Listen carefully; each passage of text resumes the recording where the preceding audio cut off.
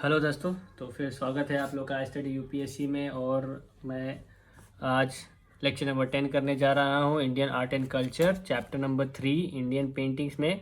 पिछली बार हम लोगों ने इंडियन पेंटिंग्स के बारे में पढ़ा था। उसमें मैंने आपको मुरल पेंटिंग, मिनीचर पेंटिंग के बारे में बताया था। मिनीचर में मुगल पेंटिंग में कवर कर लिया था। उसके बाद हम लोग आगे बढ़ रहे थे इसमें, और अब हम लोग पहुंच गए हैं पहाड़ी स्कूल ऑफ पेंटिंग में। दोस्तों, आज ना मेरा मन कर नहीं रहा था वीडियो बनाने के लिए, पर मैं आप लोगों का नुकसान नहीं करना चाहता था। क्या है, आप ऑफिस में भी आज गया तो बहुत काम था, तो इसलिए मैं आप लोगों को बोलता हूँ कि भाई आईटी की ज़िंदगी आप लोग सरवाइव नहीं कर पाओगे। कितने टाइम किसी के अंडर कहाँ रह के काम करोगे? इससे अच्छा तो मन लगा के पढ़ लो, ताकि ज़िंदगी आगे आप लोगों की सुधर जाए।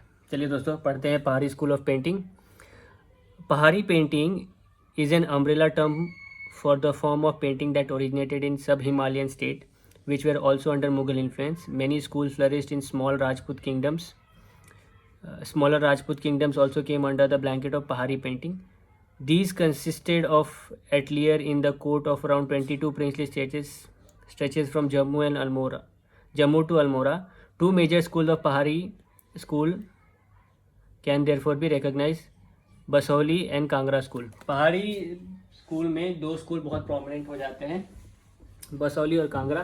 कैसा था कि जब आप पहाड़ी स्कूल के बारे में बोलते हैं तो जो हिमालयन रीजन के पास आते थे ना, जितने भी, उसमें छोटे छोटे राजपूत स्टेट्स भी आ जाते थे, तो उनको कंबाइनली वो लोग एक अम्ब्रेला टर्म में पहाड़ी स्कूल ऑफ पेंटिंग कहते थे। पहाड़ी स्कूल ऑफ पेंटिंग्स में हम लोग दो प्रोमिनेंट स्कूल देखेंगे आपको, बसौली और कांगड़ा, दो स्कूल है। अच्छा देखिए, पहाड़ी स्कूल जो होता था उसकी थीम्स और क्या रहती थी मैं आपको बताता हूँ। The themes of Pahari painting range from mythology to literature. New techniques they brought to the fore. A typical Pahari painting would bring several figures into the canvas and they would all be full of movement. Each figure is different in composition, color and pigmentation. Three of the greatest painters of this school were Nainsukh, Manaku and Sansar Chand. संसार चंद खुद एक राजा थे दोस्तों, संसार चंद खुद एक राजा थे और वो भी पेंटिंग करते थे। तो आप लोग देखोगे कि कांगड़ा स्कूल जो होगा ना, कांगड़ा स्कूल संसार चंद के पेटर्नाइजेशन में बहुत ज़्यादा आगे जाएगा। ठीक है, तो पहाड़ी स्कूल की मेजर थीम क्या रहती थी? पहाड़ी स्कूल की मेजर थीम रहती थी माइथोलॉजी से लेकर लिटरेचर तक। माइथोलॉजी मतलब पुरानी ग्रंथें, रामायण, महाभारत, उस टाइम की जितने भी चित्र होते थे ना, वैसा वो लोग होते थे। और ये पहाड़ी स्कूल में भी वो क्या करते थे, जो भी लिखा हुआ टेक्स्ट है, जो रिटर्न में है, पोएम्स या कुछ भी है, उसको एक पिक्टोरियल रिप्रेजेंटेशन में वो लोग दिखाते थे। अब देखिए, Basohli school from 17th century. Paintings of Pahari school in 17th century were from Basohli in Jammu and Kashmir. They were miniature paintings. Miniature paintings आपको पता ना, डिटेल पेंटिंग्स को मिनीचर पेंटिंग बोलते हैं, पिछले वीडियोज़ में मैंने बताया है। These were the early phase paintings. The faces of the figures were characterized by reducing hairlines and big expressive eyes shaped like lotus petal. These paintings used a lot of primary colors, that is red, yellow and green. The artists used the Mughal technique of painting on cloth but developed their own style and techniques. अच्छा देखिए, ये clothes पे हो रही है, ठीक है, Mughal style के हिसाब से। The first person of this school was Raja Kripal Pal, who ordered the illustration of Bhanudatta's Rasmanjari, Gita Govinda and the Ramayana's drawing. The most famous painters of this school was Devidas, who was famous for his depiction of Radha and Krishna. Devidas Bishnoi school के सबसे famous painter थे, जिन्होंने राधा और कृष्ण का depiction बनाया था। And the portrait of kings in their livery and in white garments. The use of contrasting color is associated with this school. The practice borrowed from the Malwa painting. Bright colours use करते थे Malwa painters भी, तो ये जो practice है bright colours use करने की Malwa school से आई। ठीक है, तो आप समझ गए कि यहाँ पे जो बसौली स्कूल है, वो आइज़ जो बनाते थे आदमियों की, वो एकदम लोटस की तरह बनाते थे, लोटस पेटल्स की तरह आके बनाते थे। प्राइमरी कलर्स बहुत ज़्यादा यूज़ करते थे ये लोग। उसके बाद इसके जो सबसे फेमस पेंटर है उनका नाम था देवीदास, जिन्होंने फेमस डिपिक्शन ऑफ राधा और कृष्णा की बनाई थी ये।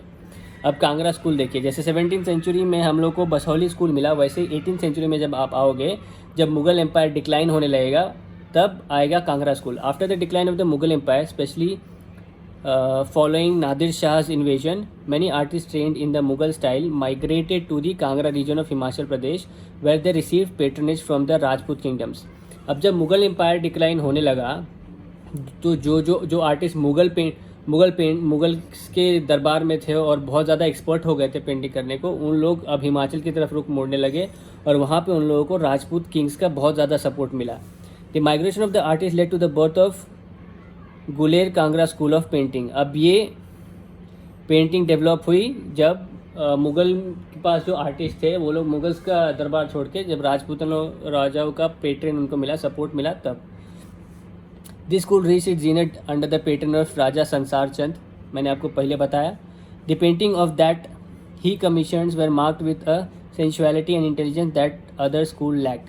सेंसुअलिटी और इंटेलिजेंस एक दो चीज़ें थी जो आपको कांगड़ा स्कूल में मिलेंगी और बाकी स्कूल में नहीं मिलेंगी, ठीक है। The popular subjects were Gita Govinda, Bhagavata Purana, Satsai of Bihari Lal and Nal Damayanti. Love scenes of Krishna were very popular theme. All the paintings had an otherworldly feel about them. Another very famous group of paintings is the 12 months painting. ये पूछ लेगा 12 months painting. एक 12 मासा भी पीछे मैंने पढ़ाया था. जल्दी जल्दी बताओ 12 मासा क्या है, जल्दी जल्दी. 12 months painting 12 मासा, और ये 12 मंथ पेंटिंग और 12 मासा दोनों अलग अलग चीज़ है. आप लोग को मैंने प्रीवियस वीडियो में पढ़ाया है, आप मुझे ज़रूर बताएं कि 12 मासा क्या है. Where the artist tried to bring out the effect of the 12 months on the emotions of human being.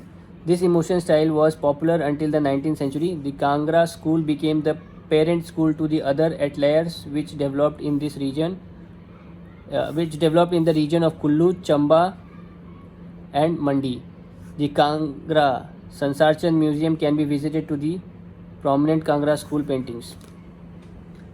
देखिए जो 12 मंथ पेंटिंग है उसमें क्या होता था कि ये लोग जो 12 मंथ्स की जो इमोशंस होते थे ना ह्यूमन के फेस पे, वो सारी चीज़ें डिपिक्ट करते थे. और ये चीज़ें 19th सेंचुरी तक चलती थी. उसके बाद जो थी ये डिक्लाइन होने लगी. ये एक स्कूल जो हो गया ना, एक पेरेंट स्कूल हो गया, और अब इसके नीचे जो भी स्कूल होंगे वो इसी को देख देख के आगे बढ़ते रहेंगे. तो कांगड़ा में जो है वहाँ पे संसारचंद म्यूज़ियम है जहाँ पे आप जाके वहाँ की सारी पेंटिंग्स देख सकते हो. ठीक है, अब बात हो गई कांगड़ा स्कूल की. अब रागमल्ला पेंटिंग. रागमल्ला से ही आपको क्या याद आता है?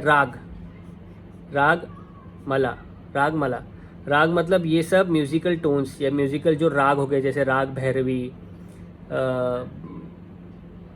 श्री, ऐसे कुछ राग होंगे ना, वो इस रागमल्ला पेंटिंग्स में होंगे. तो देखिए, Ragmalla paintings are a series of illustrative paintings from medieval India based on Ragmalla or the garland of ragas. ठीक है, they depict various Indian musical ragas. मैंने जैसे बताया, they stand as a classical example of the amalgamation of art, poetry, classical music in medieval India. मतलब इसमें art, poetry और classical music सबका combination था. अमालगमेशन मतलब मिक्सचर. ठीक है, अलग अलग प्रोपोर्शन में ये सारी चीज़ें उस पेंटिंग्स में आपको मिलेंगी. Ragmalla paintings were created in the most of Indian schools of painting starting from the 16th and 17th century. जैसे अभी देखिए 16th century में क्या है, आपको प्रीवियस पेंटिंग्स आई थी. ठीक है, 17th में आपको पहाड़ी आया, 18th में आपको कांगड़ा स्कूल आया. ठीक है, century today named accordingly as Pahari Ragamala, Rajasthan और Rajput रागमल्ला, Deccan रागमल्ला and Mughal रागमल्ला. These paintings, in which each raga is personified by a color, describe the story of hero and heroine, नायिका and नायिका in a particular mood. तो हर एक राग है ना, राग उसका एक कलर डिपिक्शन करते थे लोग, और वो एक नायक और नायिका के इसमें बताते थे, उसका मूड बताता था नायिका और नायिका का. ठीक है, it also elucidate the seasons and the time of the day and night in which a particular raga is to be sung. और ये पेंटिंग से ये बताता था कि किस सीज़न में, किस घड़ी में, रात में, दिन में, 12 बजे के बाद कौन सी राग बोलनी चाहिए। Moreover many paintings also demarcate the specific Hindu deities associated with the ragas like Bhairava और Bhairavi to Shiva, Shri to Devi etcetera. The 6 principal ragas present in the Ragamala are Bhairava, Deepak, Shri, Malkauns, Megh and Hindola. ये राग आपको मिलेंगे रागमाला पेंटिंग्स में, ये पूछ सकते हैं पीसीएस वाले डायरेक्ट क्वेश्चंस। अभी तक मैंने सिर्फ आप लोगों को 4 या 5 रामबाण क्वेश्चंस बताए पीसीएस वाले और यूपीएससी वाले सबको। आगे भी रामबाण क्वेश्चन आएंगे, ये सिर्फ मैं आपका बेस फाउंडेशन बना रहा हूँ। तो रागमाला पेंटिंग, जैसे राग से ही पता चल रहा है कि डिफरेंट रागास वो पेंटिंग में कलर्स के हिसाब से बताते थे। इसमें एक हीरो रहता था, हीरोइन रहती थी और उनके मूड्स को डिपिक्ट करते थे। इसके बाद इस पेंटिंग में डे एंड नाइट का भी एक वेरिएशन था और ये भी बताता था कि कौन सा राग कौन से टाइम पे गाना चाहिए, दिन में गाना चाहिए, रात में गाना चाहिए। उसके बाद जैसे राग भैरवी है, वो भैरवी यानी शिवा को, लॉर्ड शिवा के डिपिक्ट करता था। और इसमें 6 प्रिंसिपल रागास दी है, भैरवी, दीपक, श्री, मलकुश, मेघ एंड हिंडोली। ये 6 राग्स आपको याद होने चाहिए। अब देखिए मिनिचर पेंटिंग तो अब हो गई, नॉर्थ में हो गई, यहाँ ईस्टर्न साइड में भी हो गई थोड़ी। अब चलते हैं हम लोग साउथ में, क्योंकि मुगल्स थोड़े थोड़े वहाँ पे थे। लेकिन साउथ में कैसा, आप लोग देखिए साउथ के लोग गोल्ड ज़्यादा प्रेफर करते हैं, है ना, कि ज़्यादा इन्वेस्टमेंट उनका गोल्ड में रहता है। तो आप वो लोग यहाँ पे गोल्ड ज़्यादा यूज़ करेंगे, ठीक है। हैवी यूज़ ऑफ गोल्ड मैंने ऑलरेडी ऊपर लिख के रखा है, ठीक है। तो देखिए मिनिचर paintings in South India. The trend of making miniature painting was already prevalent in South India and it developed in the early medieval period. South India miniature paintings were different from those of North Indian school as they were characterized by heavy use of gold. Furthermore, the artist concentrated on painting divine creatures much more than painting the ruler who patronized them. Some of the major schools are expounded in the following sections. ये लोग divine creature ज़्यादा बनाते थे। जो ये थे south में जब मिनिएचर पेंटिंग आया तो ये लोग गोल्ड तो यूज़ करते थे, पर डिवाइन पेंटिंग बनाते थे। ज़्यादातर पेंटिंग्स में आप लोगों को मैंने बताया है, या फिर इस बुक में ऐसा लिखा है कि ज़्यादातर पेंटिंग जब राजा पेट्रनाइज करते थे तो राजा की कोर्ट पेंटिंग में चले जाते थे, राजा की पेंटिंग्स बनाते थे। राजा को जो अच्छी लगती थी, उसके दरबार की, उसके जो भी उनके दरबार में हो रहा है, उनकी हिस्ट्री, उनकी लड़ाइयाँ, उसके बारे में पेंटिंग होती थी। पर यहाँ पे साउथ इंडियन आर्ट में वैसा नहीं था, वो लोग डिवाइन क्रिएचर्स बनाते जैसे गॉड, गॉडेस, ऐसा। तो Thanjavur painting famous for gold coating, ठीक है।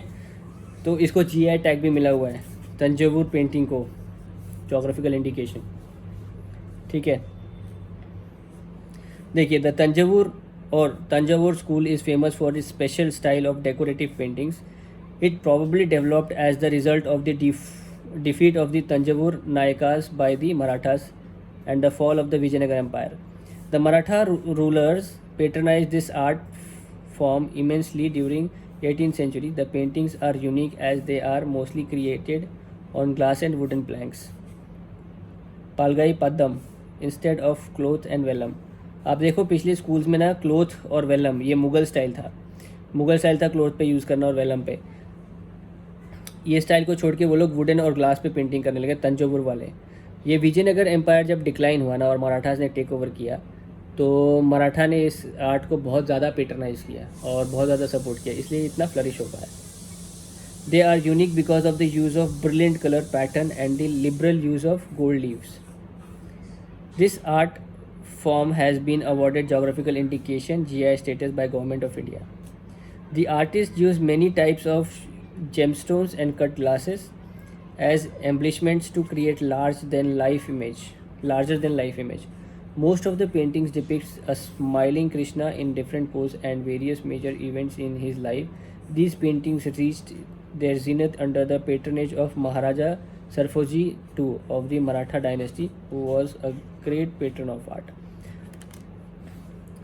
देखो ये जो तंजावुर पेंटिंग है उसको जीआई टैग तो मिला ही है। ये लोग क्लोथ और वेलोर के बदले किस पे बनाते थे, ग्लास और वुड पे। उसको क्या बोलते हैं, पालगाई पद्दम, ठीक है ना, वुडन प्लैंक्स आर कॉल्ड पालगाई पद्दम। ये एक बार पूछा है, पालगाई पद्दम लोगों को याद रहता नहीं है कि क्या है। पलगाई पद्दम, आप लोग यूपीएससी का पेपर खंगालो, मिलेगा ये, ठीक है। यूनिक इसलिए था कि क्योंकि ये लोग गोल्ड लीफ यूज़ करते थे और ब्रिलियंट कलर्स यूज़ करते थे। उसके बाद जब महाराजा सरफोजी आए मराठा किंगडम के, तो इन्होंने इसको बहुत ज़्यादा सपोर्ट किया, पेट्रनाइज किया, मतलब बहुत ज़्यादा सपोर्ट किया, और ये बहुत ज़्यादा फ्लरिश हुआ। इसलिए गवर्नमेंट ऑफ इंडिया ने इसकी इस डिस्टिंक्ट पेंटिंग को जीआई टैग भी दिया है, तंजावुर पेंटिंग्स को। अभी मैसूर पेंटिंग देखिए, इसको भी जीआई टैग है, ठीक है, Mysore paintings.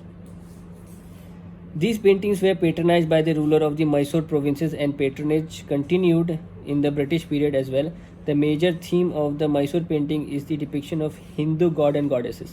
The unique part of these paintings is that they had two or more figures in each paintings and one figure predominated all the other in size and color.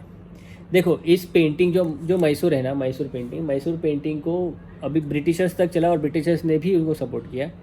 इस painting की एक खास बात है कि इस पेंटिंग के अंदर 2 से 3 कैरेक्टर्स रहते थे, पर एक कैरेक्टर जो ऐसा था, सेंट्रल कैरेक्टर या कोई मतलब एक इम्पॉर्टेंट कैरेक्टर ऐसा था जो उसका साइज़ और कलर बाकी दोनों से एकदम ब्राइट थे और वाइब्रेंट रहते थे। ये इस पेंटिंग की बहुत खास बात थी।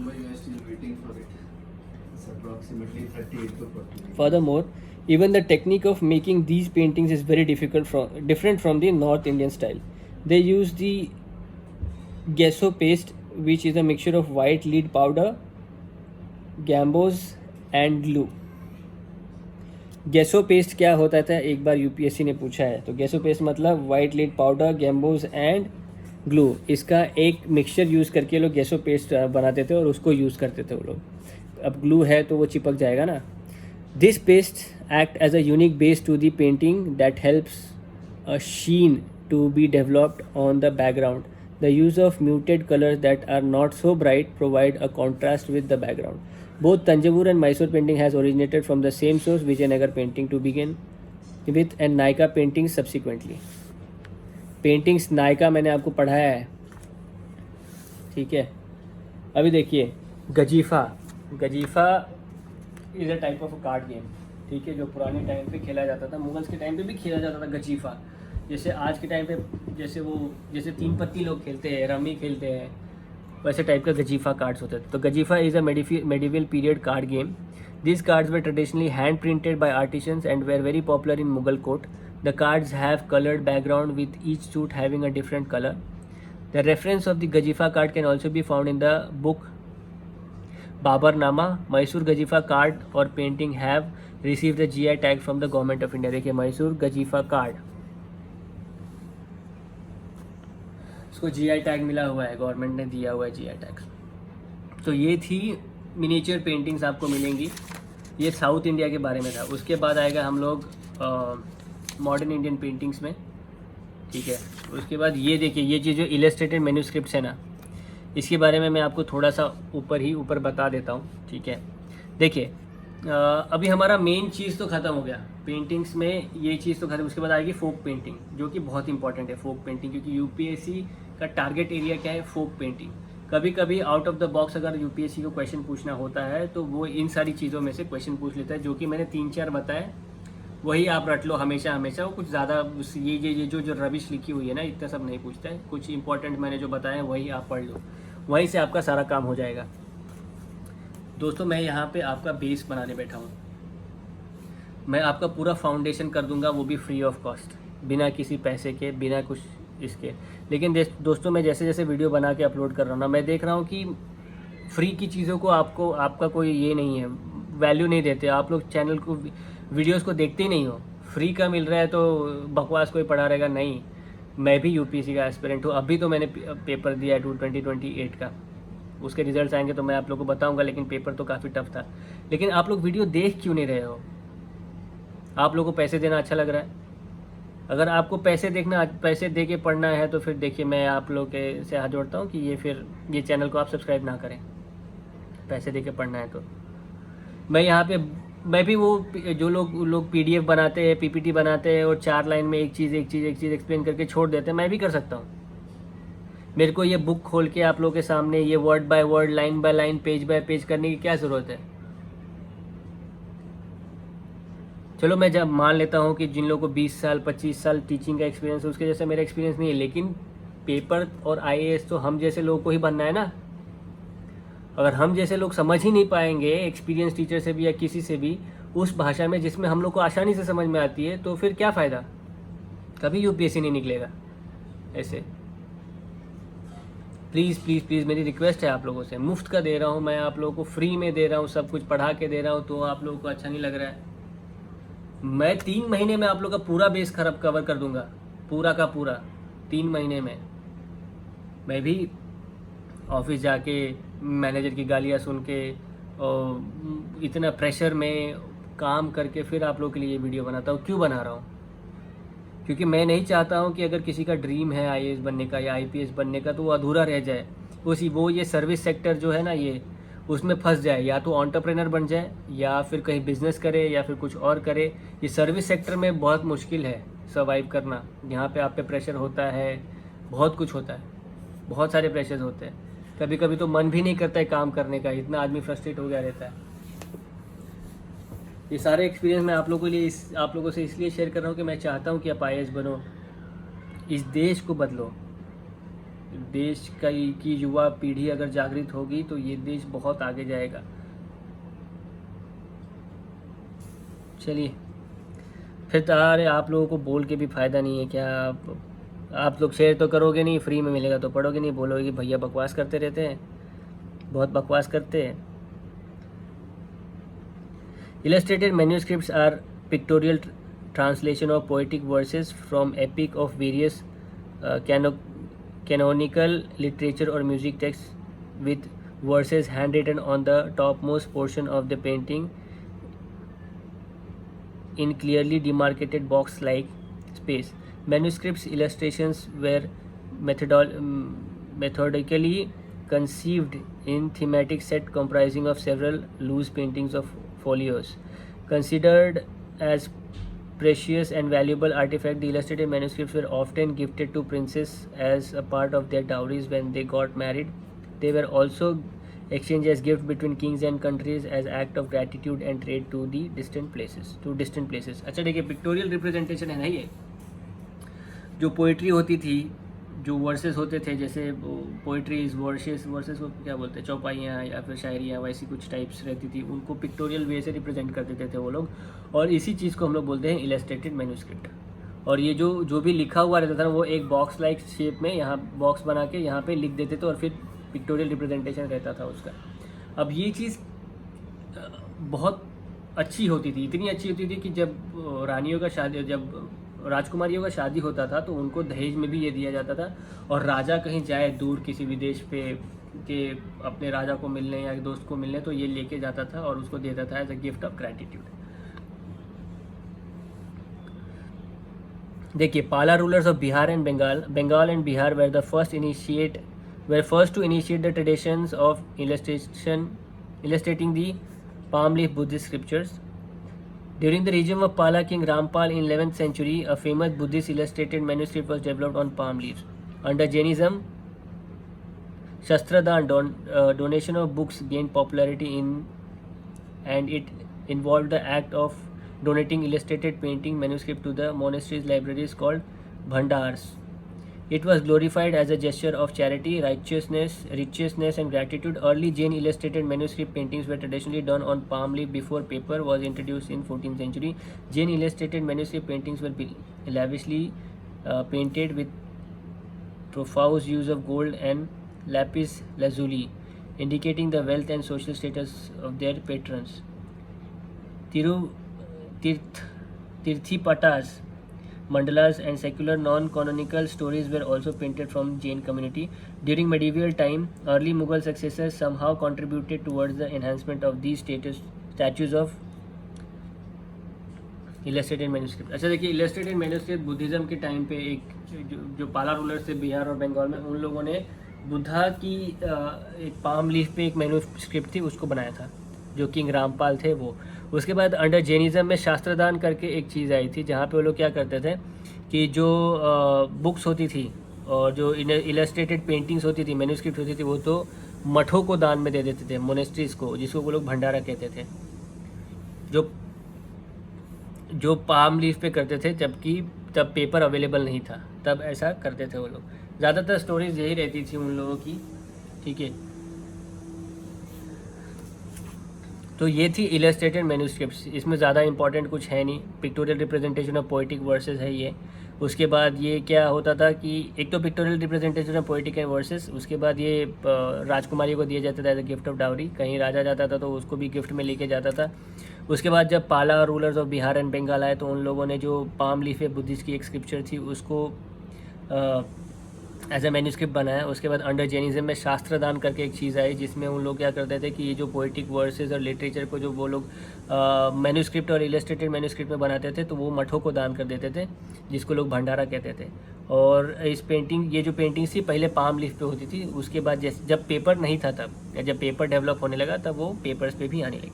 तो ये चीज़ थी। अब कुछ मुगल्स ने भी इस तरह के इलस्ट्रेटेड मैन्यूस्क्रिप्ट्स को आगे बढ़ाया, उन लोगों ने भी सपोर्ट किया, जो कि हम लोग आगे देखेंगे।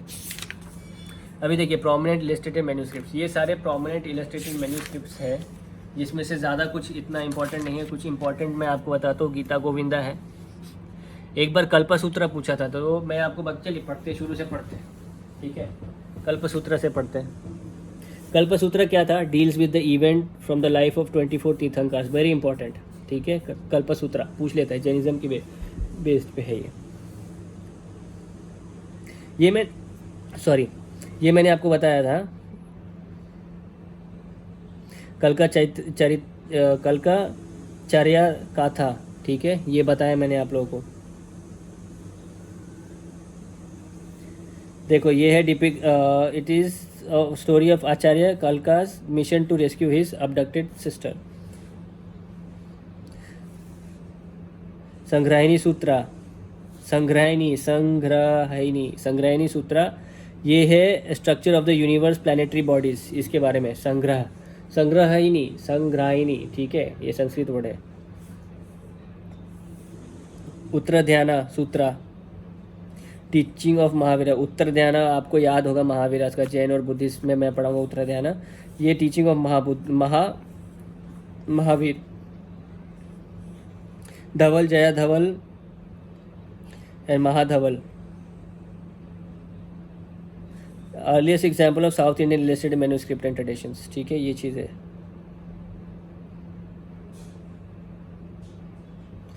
अष्टसहारिका प्रजना प्रमिता, पाला बुद्धिस्ट पाम लीव्स मैन्यूस्क्रिप्ट है ये। चौर पंचाशिखा, संस्कृत लव पोएम, चौर पंचाशिखा। गीता गोविंदा क्या है? राधा कृष्ण। गीता गोविंदा आप याद होगा, राधा कृष्ण। गुलिस्तान,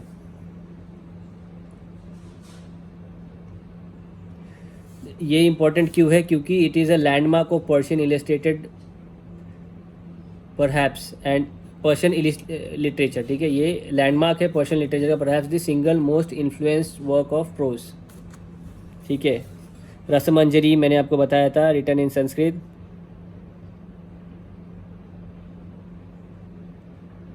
ठीक है, नायिका और नायिका रहते थे उसमें। Laurchand painting depicts romance of Laura and Chanda. Laurchand, Laur अलग और चंद अलग, लौरचंद। रसिका प्रिया,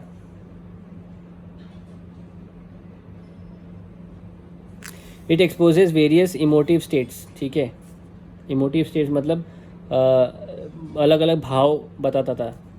रसिका प्रिया, रस, आपको मालूम है रस रूप, ऐसा, तो वैसे ही डिफरेंट इमोशंस बताता था ये। रागमल्ला भी बताया ना, रागस के बारे में क्या आप लोग भी, और वो 6 राग, वो रागमल्ला। बिहारी सत्साई, ठीक है, वो मेवाड़ स्कूल का था। Nimatnama, book of delicacies, book of recipes, Nimatnama. अभी पीछे मैंने आपको लिखवाया था ये बुक में, निमातनामा क्या है। Baburnama, autobiography of Babur's political career, Babur ने लिखा था। अकबरनामा, अबू फजल ने लिखा था। Akbar's birth and his region. Razmnama Faizi ने लिखा था, ये क्या है? Persian translation of Mahabharata. Razmnama ये पूछा है, Razmnama Persian translation of Mahabharata, Razmnama याद रखिए। और इस चैप्टर का ये रामबाण क्वेश्चन, ठीक है? पीसीएस वालों, यूपीएससी वालों, रामबाण क्वेश्चन एक आ गया आप लोगों को। रज़्मनामा, तूतीनामा, टेल ऑफ पैरट मैंने लिखा है आप लोगों को पीछे। तारीख अल्फी,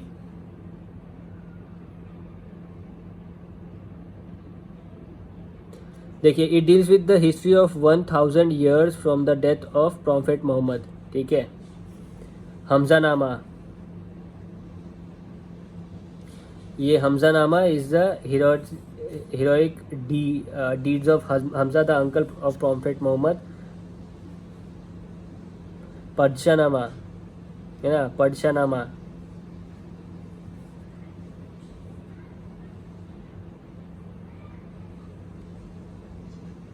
ठीक है, छोड़ मत दो, मतलब it was commissioned in the court of Shah Jahan and narrates the chronicles of emperor Shah Jahan. The illustrated text are known as Shahjahannama with Padshahnama use for the illustrated manuscript version, ठीक है? ये चीज़ है।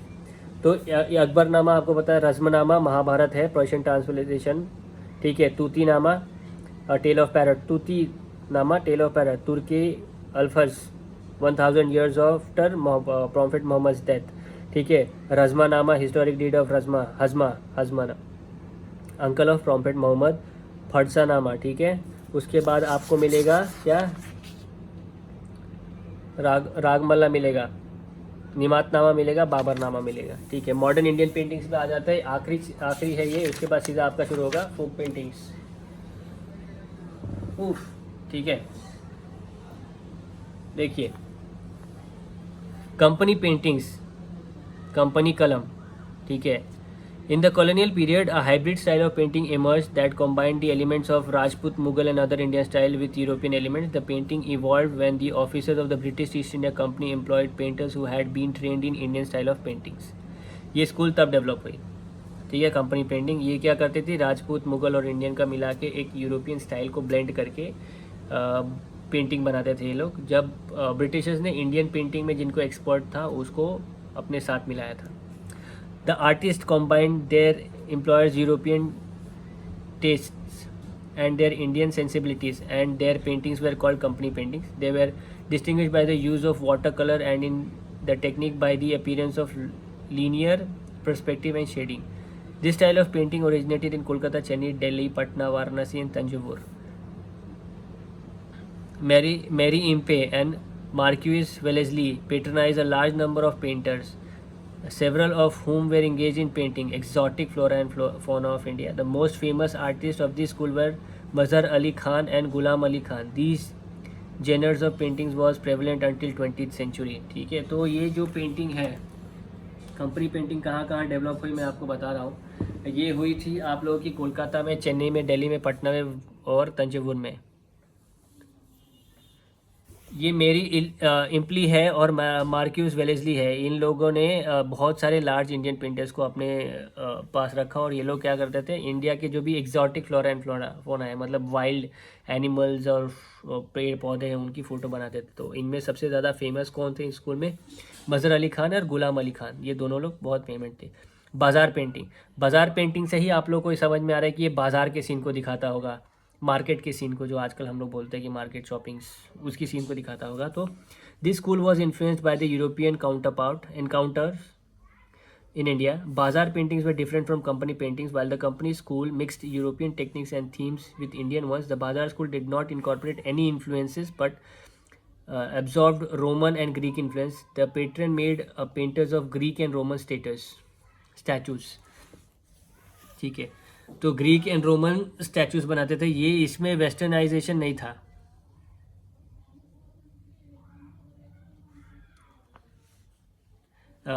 मतलब ये कि इस थीम में इंडियन पेंटिंग्स नहीं थी। मैं गलत पढ़ा दिया शायद आप लोगों को। ये जो यूरोपियन एनकाउंटर हुआ ना इंडिया के साथ, तो बाज़ार पेंटिंग्स क्या हो गई, ये वाली इस कंपनी स्कूल से अलग बनी। तो ये लोग क्या करते थे कि जहाँ पे जो कंपनी पेंटिंग थी वो यूरोपियन और इंडियन मिक्स थी, इस पेंटिंग में इंडियन स्टाइल नहीं था। और ये लोग ज़्यादातर स्टैचूज बनाते ग्रीक और रोमन्स के। This school was prevalent in Bihar and Bengal region. Apart from depicting the Greco Roman heritage, the artist made painting of everyday bazaar. तो बाजार से मैंने जैसे बताया था आप लोग कि एवरीडे बाजार का भी सीन बनाते थे वो लोग। दैट शोड इंडियन बाजार विथ यूरोपियन बैकग्राउंड। मतलब ये कि यूरोपियन का पीछे का जो बैकग्राउंड रहता था वो बनाते थे कि बड़े वो जो यूरोपियन स्टाइल की बिल्डिंग्स वगैरह होती थी ना वो बनाते थे, और जो इंडियन बाजार होते थे वो ऐसा बनाते थे। तो बस पीछे का बिल्डिंग चेंज कर देते थे वो लोग, और बाकी सारे लोग जो होते थे ना, ठेले वाले, मछुआरे, वो सब इंडियंस रहते थे। One of the most famous themes was the depiction of Indian court scene dancing before British officers. तो ये एक फेमस पेंटिंग थी जहाँ पे एक कोर्टिशियंस, इंडियन कोर्टिशियंस जो है ना, मतलब कोर्ट में रहने वाले लोग, वो लोग ब्रिटिश के सामने नाच रहे हैं, ऐसा एक पेंटिंग था यहाँ पे। The artist also painted religious themes but the figures of Indian god and goddesses with more than 2 axes and elephant face like that of lord Ganesha were prohibited. तो इसमें इंडियन गॉड एंड गॉडेसेस को बताते थे, और जिनके पास 2 से ज़्यादा कुल्हाड़ी होती थी, हाथी के फेस यानी एलिफेंट फेस होता था जैसे लॉर्ड गणेश, इन लोगों की फ़ोटोज या पेंटिंग्स बनाना प्रोहिबिटेड था, क्योंकि वो यूरोप की जो बेसिक भावना थी उससे अलग होता था। नेचुरल ह्यूमन फिगरिंग बनाना उन लोग का बेसिक ये था, और उससे डेविएट हो जाता था वो चीज़, क्योंकि एक आदमी के हाथ में 2 ही हथियार हो सकते हैं, ठीक है। 2 से ज़्यादा बनाओगे तो वो लोग वो प्रोहिबिट करते थे, बनाने नहीं देते थे। अब ह्यूमन है तो उन लोगों ने कभी ऐसा हमारे देवी देवताओं को देखा ही नहीं कि हाँ हमारे गणेश जी हैं, उनको एलिफेंट का फेस लगा हुआ है वैसा, तो वो लोग मानते ही नहीं थे ऐसा कुछ, तो इसलिए उन सारी चीज़ों को लोग प्रोहिबिट करके रखते थे। एक बहुत बड़ा आदमी, बहुत मतलब बहुत बड़ा नहीं, बहुत इम्पॉर्टेंट अगर कोई है इस इंडियन पेंटिंग में तो वो है राजा रवि वर्मा। राजा रवि वर्मा ही वो थे जिन्होंने इंडियन गॉड एंड गॉडेजेस की पिक्चर बनाई थी। राजा रवि वर्मा, उनको हम लोग father of modern Indian art कहते हैं। अगर आप लोगों ने इनके बारे में नहीं पढ़ा तो इंडियन पेंटिंग्स आपको पढ़ के कोई मतलब नहीं है। राजा रवि वर्मा कितने बड़े हैं, आज भी अगर आप जाओगे ना राजाओं के महलों में, तो राजा रवि वर्मा की बनाई हुई पेंटिंग माता सरस्वती की रखी हुई है वहाँ पे, उन्होंने कमीशन करके रखा था उन राजाओं ने। चलिए देखते हैं, आते हैं हम लोग यहाँ। देखिए, Raja Ravi Varma was one of the India's greatest painter. He is considered to be the originator of the school of modern paintings. The school was called modern because of the heavy influence of Western technique and themes. He was unique as he brought together elements of South Indian painting with the Western technique of color and style. ठीक है, unique क्यों थी उनकी painting? क्योंकि वो जो south Indian elements था ना, और उसके साथ वेस्टर्न टेक्निक्स जो कलर्स की और स्टाइल की टेक्निक थी वो उसके साथ ले आए थे। He belonged to the state of Kerala and is known as the father of the modern Indian art. Some of his extremely famous works include Ladies in Moonlight, Shakuntala, Damayanti and Son, etc. He gained nationwide recognition for his painting from the epic Ramayana, especially in one title, Ravan kidnapping Sita and killing Jatayu. A film Rangrasiya has been made on him. Rang Rasiya जो picture है वो राजा रवि वर्मा पे बनी है। राजा रवि वर्मा की एक बहुत ही important painting थी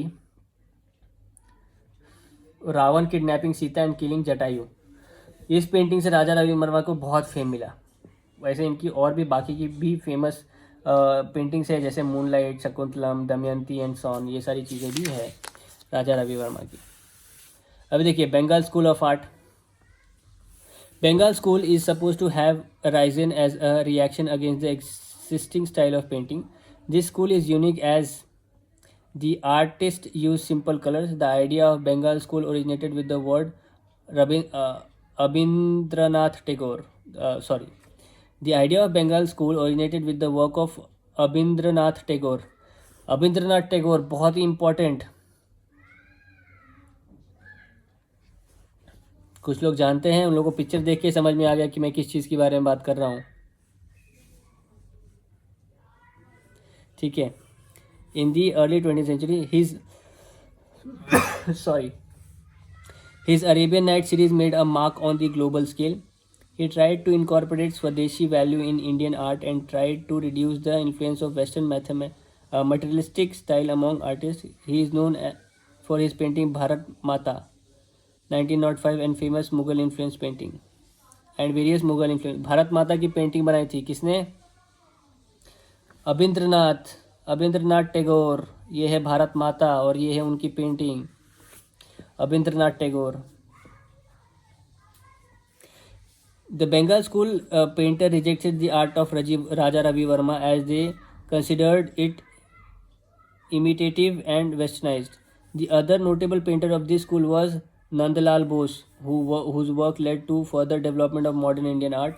He was also associated with Santi Niketan. He is famous for his white on black Gandhi sketch of the Dandi March, which achieved iconic status during 1930. He was also entrusted with the task of illustrating the original document of Constitution of India. Nandlal Bose बहुत important आदमी जिन्होंने गांधी जी को black and white sketch से बनाया था, मतलब black background white sketch. ये लोग क्या करते थे, ये लोग राजा रवि वर्मा को मॉडर्न इंडियन पेंटर नहीं मानते थे क्योंकि वो सोचते थे कि वेस्टर्न इन्फ्लुएंस उनके पेंटिंग्स में रहता था। इनको ही वो एक टास्क दिया था, illustrating constitution of India, pictorial illustration of constitution in India. Another most famous painter of this school was Rabindranath Tagore. His paintings were unique as they use dominant black lines that made the subject look prominent. He made small size paintings. Some art historians argue that his paintings can be linked to his writings. Other famous painters of Bengal school are Asit Kumar Haldar, Manishi De, Mukul De, Sunaini Devi, etc. ठीक है। Cubist style of painting, guys. Cubist style. The Cubist movement of painting in India took its inspiration from European Cubist movement. Under this style, the objects were broken, analyzed, and then reassembled. The artist reconstructed this process on a canvas through the use of abstract art form. They tried achieving the perfect balance between line and color. One of the most popular Cubist artists in India was M.F. Hussain. In his paintings that use abstract connotations, he used the motif of horse frequently as an effective way to depict the fluidity of motion.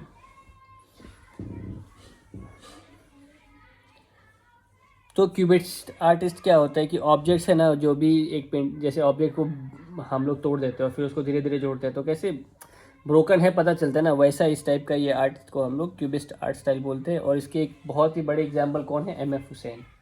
तो जब आप देखते हो ना museum में पड़े हुए कि यार कितना ख़राब पेंटिंग है, मेरे को तो कुछ समझ में नहीं आता है, तो आपको पेंटिंग की थीम समझनी पड़ेगी उसको समझने के लिए पहले। बहरहाल ठीक है, आगे चलते।